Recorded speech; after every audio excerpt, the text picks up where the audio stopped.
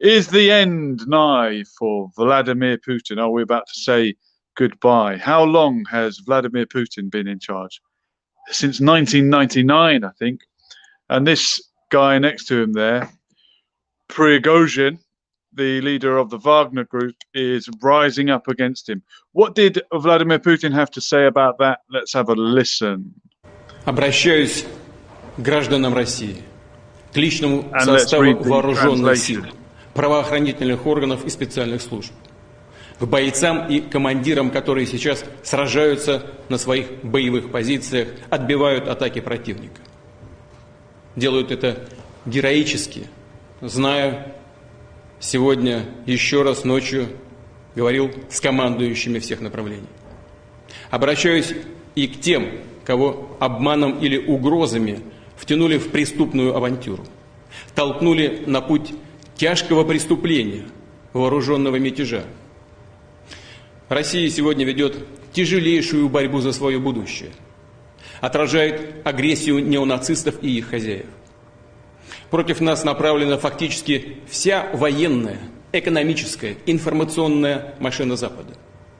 Мы боремся за жизнь и безопасность наших людей, за наш суверенитет и независимость, за право быть и оставаться Россией, государством с тысячелетней историей.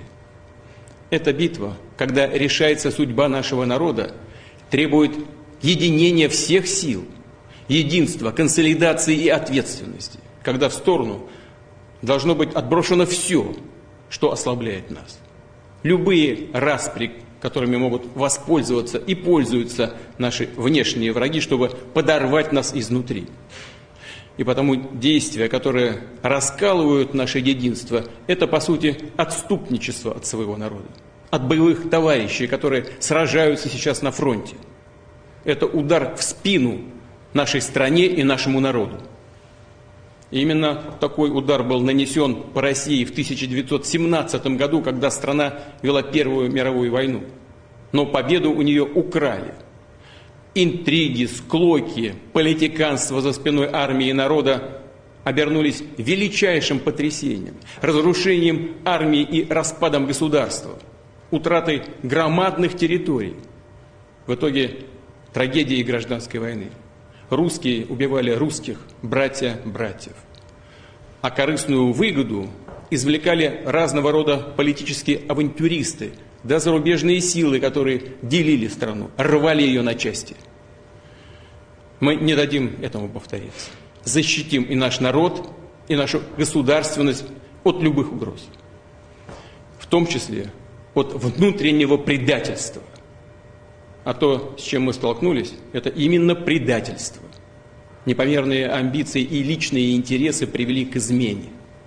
К измене и своей стране, и своему народу, и тому делу, за которое бок о бок с другими нашими частями и подразделениями сражались и погибали бойцы и командиры группы «Вагнер». Герои, которые освобождали Солидар и Артемовск, города и поселки Донбасса, сражались и отдавали свои жизни за Новороссию, за единство русского мира. Их имя и славу тоже предали те, кто пытается организовать мятеж, толкает страну к анархии и братоубийству, к поражению в конечном итоге и к капитуляции. Повторю, любая внутренняя смута – смертельная угроза для нашей государственности, для нас, как нации. Это удар по России, по нашему народу. И наши действия по защите Отечества от такой угрозы будут жесткие. Все, кто сознательно встал на путь предательства, кто готовил вооруженный мятеж, встал на путь шантажа и террористических методов, понесут неименуемое наказание. Ответят и перед законом, и перед нашим народом. Вооруженные силы и другие государственные органы получили необходимые приказы. Дополнительные меры антитеррористического характера вводятся сейчас в Москве, Московской области, ряде других регионов. Будут также предприняты решительные действия по стабилизации ситуации в Ростове-на-Дону. Она остается сложной. Фактически заблокирована работа органов гражданского и военного управления.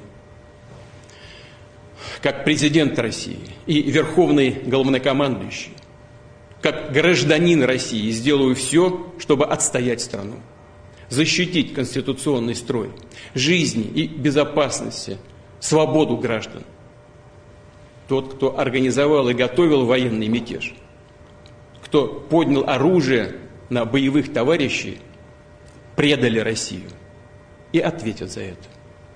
А тех, кого пытаются втянуть в это преступление, призываю не совершать роковую и трагическую, неповторимую ошибку. Сделать единственно правильный выбор. Прекратить участие в преступных действиях. Верю, что мы сбережем и отстоим то, что дорого и свято для нас. И вместе с нашей Родиной мы одолеем любые испытания. Станем еще сильнее. How you doing, Omar? How are you, sir? I'm good. I happen to know you speak a bit of Russian, don't you? Of course, I'm completely fluent in Russian. More like Chechen, the Chechen language, but Russian I can still communicate. Что ты делаешь? Do you really know some Chechen? Yes, because I kind of like, I spend a lot of time out there, so I can understand it more than I can speak it, so don't quote me on anything. But, that's amazing. It's interesting what we have got going on. It's turning into like a movie, is it not? And it just, yeah. So you remember years ago when the West paid and armed a load of radical fundamentalists to fight their battle for them. And then about 20 years later, they attacked the people that had helped them and created them. Vladimir Putin and Russia have used the Wagner Group, who are a private military company, to fight the war in Ukraine. Is that to avoid maybe international law, to avoid culpability? But anyway, they delegated the war effort to this private military company, the Wagner Group, who have now almost turned on Vladimir Putin and bit the hand that feeds them. I was up at the Julian Assange protest today, and there was a protest for Sudan happening at the same time, Parliament Square. And the protesters there, like most of the Sudanese I've spoken to, are behind their government. And they are against the rapid security forces who are trying to overthrow the government and who are attacking their own country. But similarly, the RSF used to be part of the Janjaweed. Do you remember what, in Darfur and the conflict that was happening in South Sudan? They were working for the government, but because they're this out of control, crazy ragtag, but am I allowed to say that, bunch of people firing guns in the air, they're not a official military. It's very hard to keep control of these people, and they turn on the government. It sounds like that's what Wagner Group are doing to Putin. Not only is it, yeah, go on. Not only is it hard to control these people, it's difficult to control the whole narrative of what the heck is going on. Regarding that group, I don't see them. I never saw them, and I certainly don't see them as a separate group until now. The Wagner Group was owned. Russia, everything Russia said they did, they were in the army. It was just a different part of the army, but they were there. And that man was in control. Well, they're mercenaries, aren't they? They are people doing it for money. Yeah, but they're in the army. Not, but also some of them, or quite a lot of them, are freed prisoners, murderers. Mercenaries wouldn't wear uniforms. They just go out, and they had them in Libya. I saw a clip where the guy pitches up at the prison. They're in the prison yard, or they're outside in the field, and he says, "Right, I'm from the Wagner Group. We're a private military corps. This is what's going to happen. Yeah. You lot that are all on death row, or not death row, but lifers, lifer in prison, 10 years in prison. You can either serve your 10 years in prison, or you can come and fight for us for 6 months. And if you survive, if you're still alive at the end of it, your life sentence is cancelled." So these are people, the criminals, They might be Yeah. worse than criminals. They might be P words, Yeah. not that one, Yeah. the one that means you know, a criminal. Or So they could be both. God knows what they, or they could be both. I mean, this is similar to what the black and tans were in Ireland 100 years ago during the Second World War. Sorry, the First World War, when the Irish Republicans thought that this is our chance to strike a blow for freedom while Britain is distracted. A lot of the soldiers that were available to go and fight in Ireland and put down a rebellion were prisoners. What you mentioned about taking those prisoners, it's exactly what was done over in Australia, was it not, by Robin Cook? And also, I believe, to discover America, Columbus taking these prisoners, or were they gifted to him by Queen Isabella and King Fernando? Yeah, exactly the same thing. So desperate people will do what you want. Yeah, I didn't know that. That's very interesting. Yeah, the question, not certainly with Robin Cook, also with Columbus, the people that went with him were prisoners because nobody wanted to go at the edge. I know if we have Matt listening, he would most likely agree with this, but at that time people believed the earth was flat, and therefore people were not willing to go to the end of the world and drop at the bottom. So the only they must have back then everyone must have been a loser that stays up all night watching weird conspiracy videos, and all have been men, as that is the profile of your flat earther, the classic. Do you want to see people in the street cheering for the Wagner Group? Let's see it.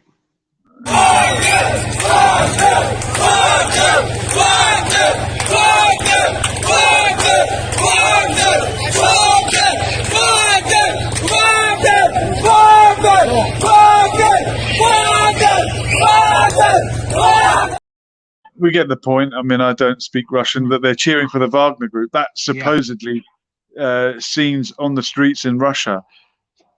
These people would rather have the Wagner Group, or is it anyone but Putin? How can you cheer? All right, Putin's not a great guy.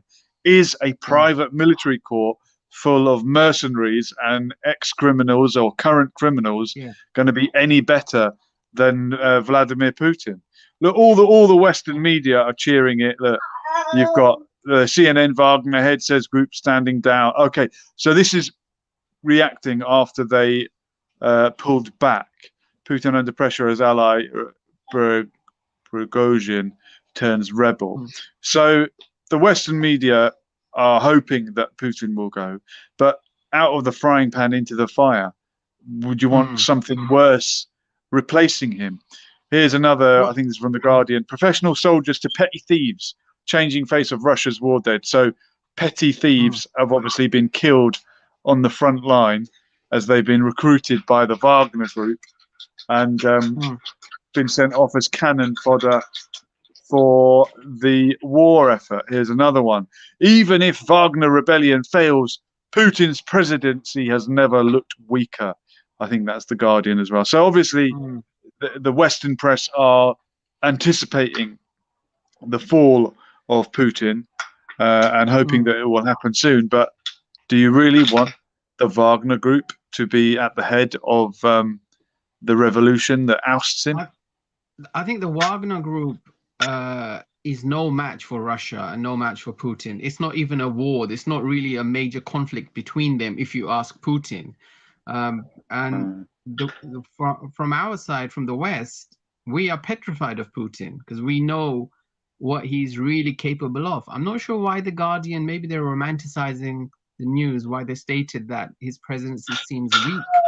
It doesn't seem weak. This man said a few months ago, he said, if you take over, if any international community decides to take over certain lands that are now Russia, this is not a bluff. We will see World War III. We will now start the nuclear weapons and so on. So he hasn't really even started the war with Ukraine. He could destroy Ukraine overnight if he really wanted to. Do you think so? Despite all that we keep hearing about, there's more losses on the Russian side. All those losses, or many of the losses, have been from the Wagner Group and these cannon fodder. Maybe he saw them as expendable and he doesn't even Yeah. need to go and rely on his actual Yeah. real full military. If what he is stating, very quickly, if what he is stating is a bluff, so the international governments, like everybody supports Ukraine, and as we got together to go against Iraq, we could easily get together to go against Russia more so, but they haven't done. They can easily go to Ukraine now and go into that's the region that his soldiers have overtaken. But would they dare? No, because they don't want to risk. They know he has something that we don't want to take that chance and see World War III. So he is a very, very powerful man. I don't see what Wagner Group is going to do. Well, if it is even true, I remember when there was a video that came out of Ukraine from the Wagner Group. Sorry if you're getting weird noises. No. I'm in a war zone myself. There was the guy from it might even been Prigozhin or one of the leaders of the Wagner Group saying, "Oh, we're here. We're on the front line. We're running out of ammunition. Where's our weapons? Where's our defense? We are desperate." Really, like slating Putin and having a go. And then within a couple of days, the Russians had a very quick victory in that part of Ukraine. I think it might have been Kherson or one of the parts that's now fallen to Russia, as you say, is now a part of Russia. And I thought, well, was it a bluff? Were they trying to pretend that they're desperate and they're about to lose, and then they go and attack? I mean, you never know. All is fair in love and war, and the first casualty of war is the victims, the innocents. The little children. No, it's truth. It's truth, Omar. The first casualty of war is truth. I thought you knew that. Well, no, I don't see how it's the truth. If I'm going into my truth is different to the truth of my opponents at war, so I don't see. Well, look, you talked about Iraq. What got us into Iraq the first time? The babies in the incubators. An actor came on TV, a Kuwaiti woman, I believe, claiming to be Iraqi, and said they are going into the hospitals and killing the babies in the incubators. You've got to come and no, sorry, she was Kuwaiti, but she was accusing the Iraqi soldiers of coming in and killing babies in the incubators, and it was absolutely not true at all. Peter Bills, who joined us last time and is very welcome to jump on now if you want, Pistol Pete. The lie. So the lie about weapons of mass destruction, that was in the 2003 sequel Iraq War. I'm talking about Gulf War, 1991. If you're talking about that war, but weapons of mass destruction was a lie as well. So it's always based on a lie. And as Julian Assange says, I was out his protest today, if lies can start the war, maybe truth can stop the war. If we can get the truth out there, maybe we can prevent all of this. If we could have got the truth out there, there wouldn't be a war in the first place. Do you think the truth would come before lies? You would have thought. But just very quickly, that area, the woman, we can't verify if a soldier did that. They said that in Pakistan when she was an actor, Omar. It was all fake. It was smoke and mirrors just to get us into the war. So this latest stunt, it could be a deception from Russia. No, but my question to you is that section of Kuwait, that's ultimately Iraq, that section of Kuwait, what did it have? Do you know, it was like one of the most, it currently is like they have the highest currency on earth in the sense that the pound is way, I think, half 50 pence. We need about 2 of our pounds to get one of their dinar or something. So it's that section, that region is very, very wealthy with the oil and stuff. So you do wonder, you mentioned the actress. I'm a bit skeptical when it comes to that. How do we know, maybe some nutcase did do that? Maybe it was one soldier that went crazy like the Afghans. Once American soldier lost his mind, and I hope Pistol Pete would be on here, maybe he would know more about it, but an American soldier lost his mind and he took the lives of 25 innocent kids. You may remember not long ago. So we're not saying all American soldiers are like that or all American people are like that. So you could have got, so somebody now, a woman who saw that happen, this is a fact, anyone can Google it, even if, you know, the guy admits to doing all this. If somebody now came along and said, hey, American soldiers have just killed all these kids, 25 kids did die. And then, you know, in time, although it sounds, you know, unbelievable, but it could be, I mean, it was true in this case with the kids. So similarly, did one soldier lose it and kill babies in incubators? Yeah, I know. Well, that particular one was a lie. And the other lie that Pistol Pete mentioned was weapons of mass destruction. Well, that's another lie to get into the second Iraq Have you war. noticed something interesting? That the Iraq war, see, Afghanistan war, nobody cares about. Nobody even, although that's equally based on lies. Because well, the lie there was Osama bin Laden is hiding in the Tora Bora Mountains and he planned 9/11. Yeah, when he claimed he didn't, and so on. But the point is, why is it that nobody focuses on that? Why is that not a big deal? But the big deal, and I'm thankful it is, the weapons of mass destruction. Do you think maybe the war in Iraq lasted a lot longer? Why do you think the Iraq war gets more attention than the Afghan war? Or why I don't think the war, I mean, they left after 20 years, didn't they? So that, in a sense, that's the war, true. You know, that's so it true. lasted, I think, yeah, so they left after 20 years, and like a snake and ladders, we're back to square one. The Taliban are back in Afghanistan tonight. They rule the country. What a waste of 20 years. Well, not only that, but what a waste of life, you know, in particular, so many soldiers that went there on the basis of life. And this is why I could never be a soldier, and I could never understand a soldier's mind. You know, you have to do what you're told. Which makes no sense. And when the Pakistan and Bangladesh war took place, it's very interesting. 90,000 soldiers had to surrender, and apparently lost their lives. I mean, 90,000, that's a large number. So you have to just do what your commander says. And the Pakistan, Bangladesh war, is this when East Pakistan, as Bangladesh was known, gained its independence? Yes, absolutely. And also, once again, one of the claims made was that the Pakistani soldiers are raping Bangladeshi women. And that, once again, we go back to what we were saying, and that's how the revolution kind of took place. Did that happen? I mean, or did it happen between 2 or 3 soldiers, and then, you know, all of a sudden every soldier out there is to blame, or every Pakistani out there is to blame? So was it more of an invasion of East Pakistan by the Pakistani military? Was there an invasion the other way, or was it fought mainly in Bangladesh? No, but why would they invade it? They already control it. There would be no need. I know, but I'm saying, where did the fighting happen? Because East Pakistan was not attached to Pakistan. You can't be, I mean, the same country, but it was not contiguous. I guess that's why it didn't work. Yeah, well, it's one of the reasons, but I think there must be other countries that probably have something in between them, some other country perhaps in between them. It can be an east and west issue, and in this case, it was.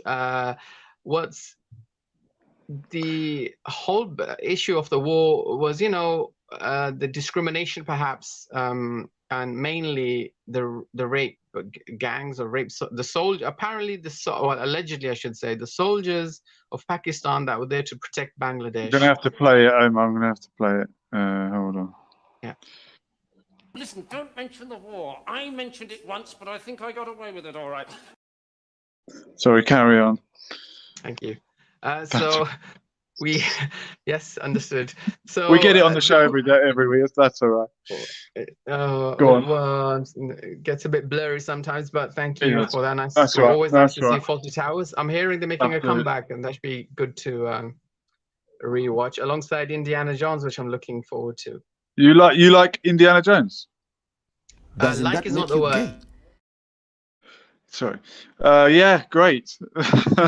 It's his last one, isn't it? What's he called? Is it Harrison Ford? Yeah, Harrison Ford. Yeah, I can't believe. Well, if you're not a fan of Indiana Jones, then you must. I'm not against it. I haven't sat down and watched them all, which maybe I should. Well, it's one of those films that I've only ever caught it on a Sunday evening, halfway through, and I thought, all right, I'll give it a go. But I don't know the ins and outs of it. I can't quote it to you like Rocky 1, 2, 3, 4, 5, and 6. But Yeah. yeah, No, I'll give it a go. No, I'm an absolute avid fan of that. I think you're probably one of the very few people in this country and beyond that are not complete fans of Indiana Jones. I'm looking forward to it, and it's Well, also fascinating. An 80 something or 81 or 83-year-old is he is. he's jumping off planes in the movie, so it's always Wow, good to see. that's amazing. Pistol Pete is a fan. That's good to know. Going back to Pakistan and Bangladesh and the fact that it was not a contiguous country, do you really think it could have worked the way that it was? Because I've heard it said that in the future, if there's ever a Palestinian state, a real sticking point is the fact that it would need to be contiguous. You can't have the Gaza Strip on the southwest and the West Bank over on the other side being one country, and they're not one country. They're not under one. Well, of course they are one nation, the Palestinian people, but they are divided. How convenient! And one group rules the Gaza, and another rules the West Bank. And unless you had a contiguous state, and they thought maybe you could build a bridge or a tunnel underneath, but they would have to have something to have a defined border of their country, which is part of the reason why I think a two-state solution can and will never work, and it should be one country, and you can share it between the people that live there. But why couldn't that work for India? Why couldn't we have had a big united India? Hindu, Muslim, Sikh, and Buddhist and Christian all together.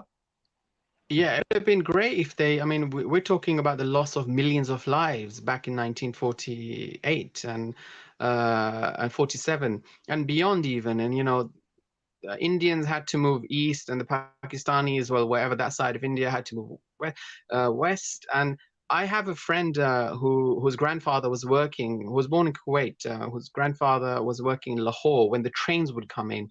And his grandfather told my friend, who is probably in his 50s now, that it was a complete bloodbath.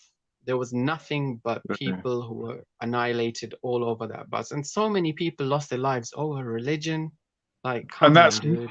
Muslims having to go and live in Pakistan, and Sikhs and Hindus having to go and live in India, or feeling that they're being pushed out. The Hindus were already there. So the key movement was, see, the Muslims were all over the place in India, and for them, they had to move east, and I guess north. Some depends where you are. But there are people living in India, Hindu people, who are from Sindh, which is now part of Pakistan. Yeah. So obviously the population exchange went both ways. Well, I remember there's been a few of these, and I really I hate the fact that it has to happen. But I mean, I don't hate it if it happens. If you want to go, you can go. But my point is, millions of people. Yeah, but people being forced. But were they forced? I believe so. Were they not driven out? So we got one side driving the other side out, and we just got. I mean, we're going back to the Ben Kingsley movie. Was it Gandhi? And in that movie, it's horrific when you realize, what really took place over there. My grandmother used to say that, I mean, she spent about 75 years in England or so, but she used to say when that war took place, the men, they just the Hindus that we had in Kashmir, Azad Kashmir, Pakistan occupied. Those people were driven out overnight. They just left. I don't know if they were even driven out, but they just left. I guess they assumed their lives were in danger. And I thought to myself, wow, these people lived there for thousands of years, and they just got up and left. And surely they had friends that were Muslims, and whichever religion was there. And I've said it before, the Pakistan flag is 1/5 white for the 1/5 of the population who are non-Muslim in the Islamic Republic of Pakistan. So everybody should be able to live together. To compare it with what's happening in Ukraine and Russia now, I don't think Russians are pushing Ukrainians off their land in the areas that they are conquering. Obviously, thousands of people have fled as refugees, maybe in the hope of returning one day. Justifiably. More refugees, I believe more refugees have actually fled into Russia or been accepted by Russia than any other country, which is those refugees had links in Russia. I don't think they would have been because the parts of eastern Ukraine where this has been happening, much of it is populated by people who speak Russian as a first language, consider themselves Russian, and I think there's much more of a grey scale here in Russia and Ukraine between who is a Russian, who is a Ukrainian.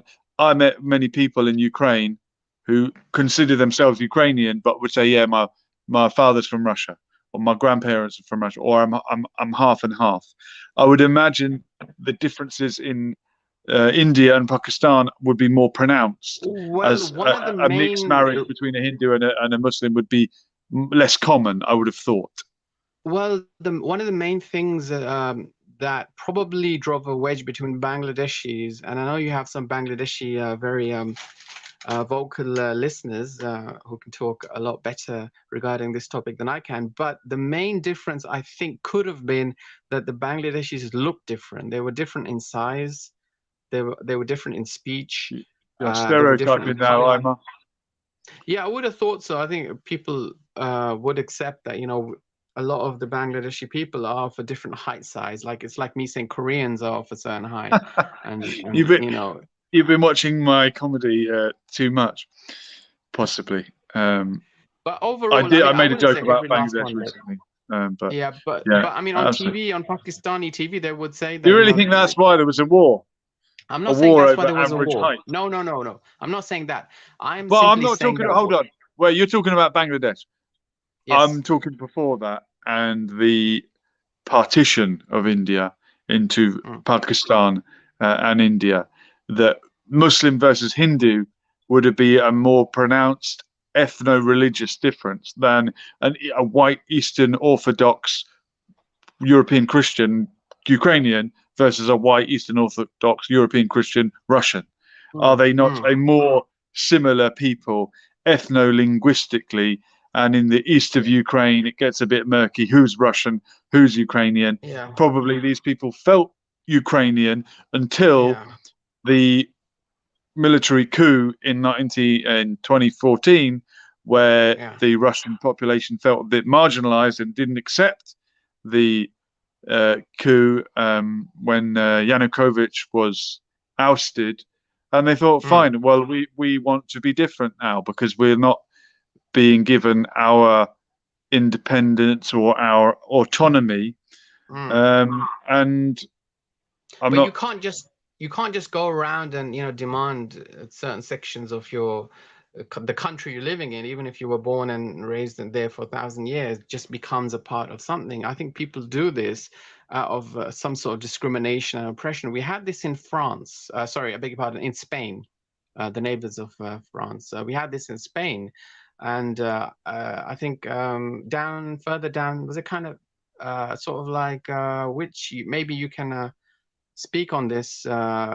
We had something where there was a prime minister of that area, and I know people who have a different type of Spanish out there. I can't remember what they were called in my visits to Barcelona. Catalan, absolutely. Thank you. Yeah, absolutely. So that person declared, "Oh, this is Catalan. We are different. We are this and that." And then nothing happened of that. The police came and took him away, and there was a big hoo-ha. And after that, that was it. I'm thankful there wasn't a war and there wasn't a loss of life. But just because you want to have your own kind of section, your own region, why not ask for it to become a province? Like we have Khabib Nurmagomedov. Nurmagomedov. Khabib Nurmagomedov. Nurmagomedov. I just want. It's Nur. It's Nur is light, as you know in Arabic, and Magomedov is Muhammad. So the light of Muhammad. Yeah, but it's. I thought you spoke Dagestani. No, I can which only is understand different it. to I Chechen. can't speak it. There is, yeah, Different. there is. I can't speak it. I just understand it. But Hold on, the point Omar. is, We've got to clear something up here. Yeah. Sorry to interrupt you. Please. Vukans is saying you interrupt the guy 4 times in 15 seconds. Vukan, please clarify. Who's doing the interrupting? Me, guy in yellow, or other guy? Me, the guy in what? Guy in traditional garment? Who is doing the interrupting? Why Are would I you really call it accusing traditional, me? but yeah. Sorry to interrupt you there, Omar. Who are you accusing of interrupting? I hope could it's be not me. me. I don't know. I think we've both had equal say. I wouldn't say anyone's really interrupted anybody here. We've had the equal amount of time. Well, Vukans would say it, and he did say it. More Ron is saying shalom, blessings, and walaikum shalom to you, more Ron. Appreciate you having us on your screen. Peter Bills, Pistol Pete, as in USA, I'm not state, sure if he would. or Providence in CA. I wonder what that is. All right, we're going to do a vote on the screen. Who do you think interrupts more, Julian or Omar? Democracy is the only way. Well, it's an open show. You know, anyone can interrupt anybody. Yeah, man. Anyone can. And let me guide your attention to the banner at the bottom there. If you want to come in and talk to us about anything, get it off your chest. If I may just kind of like swerve the conversation just a tiny bit over to the side that we've had these poor people go into straight into literally into the Titanic and lose their lives. Do you think they should have been allowed to go down there or not? Oh, I was going to do that. On Monday. We can touch on it for sure, but I think we'll try and do a whole show on Monday. RSA Dynamite. Omar has some crazy takes, so you're actually saving him 4 times in 15 seconds. Peter Bills is saying 50-50. 50-50. Split decision. It's a draw. Yeah, I think it's been a draw today. Yeah. Going to draw. Moron is saying Julian's show. So how he? Yeah, it's my show. I can interrupt anyone I want. I can. Is that name Moron? What is that name? So that Moron, is a long time viewer. okay. Moron, who's out in America. Morons. Moron. Play on words. Yeah. I beg your pardon. Okay, yeah. Peter Bill is saying yes. RSA Dynamics, lol, 50-50 split. Okay. Yeah, we have a split. But where's the guy gone who said it originally? Who was that? I've lost him. Did he retract his statement? I don't know. I think Vukan S. Where are you, Vukan? Who do you think is interrupting? You interrupt the guy 4 times in 15 seconds. Well, Vukan is now kind of like understanding, hold on, this seems a bit equal. They are interrupting each other equally. So I think he's probably thought, forget it. But I must confess, I think this was going out to you. This has to go out to you because he knows I'm not reading this. No, but he knows I'm not reading it. Well, how would he know that? Well, he would know as you're the host, you would be reading and commenting and putting those comments up. Anyone would know that, I would have thought. So his initial statement would be, hey, this is going to Julian. So I'm standing by that, unless you interrupt he says otherwise. Come on, Vukan, set the record straight. Who was doing the interrupting? Me or Omar? Vukan, sorry, Omar. Go on. You've interrupted me again. Go on. Sorry. No, I'm saying I was going to say something. What did you want to say?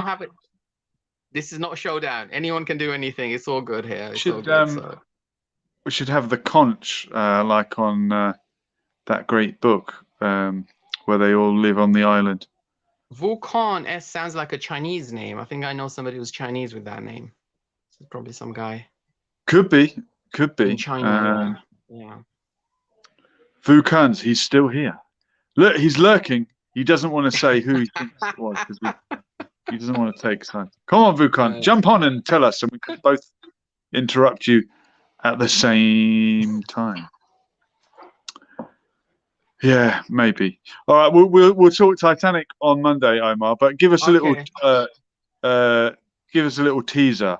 It was No, obviously a we'll be very back. But let me just, yeah, it was a terrible thing, you know. But the guy, Shahzada Dawood, he was born in Pakistan. I think I mean, he excelled in education all over, I think, in UK and over in USA. I think they call him the most likely to succeed. I think they have that thing over in the US, I think, in some universities and stuff. He gave £3 million to charity during or COVID-related charities around the time of COVID, which was a very honorable thing for him to do. But Listen, don't it was mention the the war. Billionaires I Club. mentioned it once, but I think I got away with it all right. Go on, carry on. Okay. And are you still there, sir?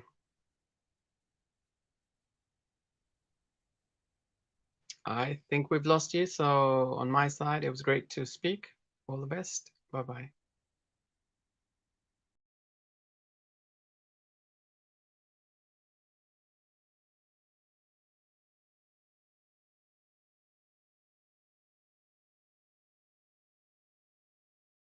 Wow, look at that. You mentioned the wrong word on here and the live stream goes out. Don't know what happened there, Omar. That was not me cutting you off, but we did lose connection. If you're still there, jump back on.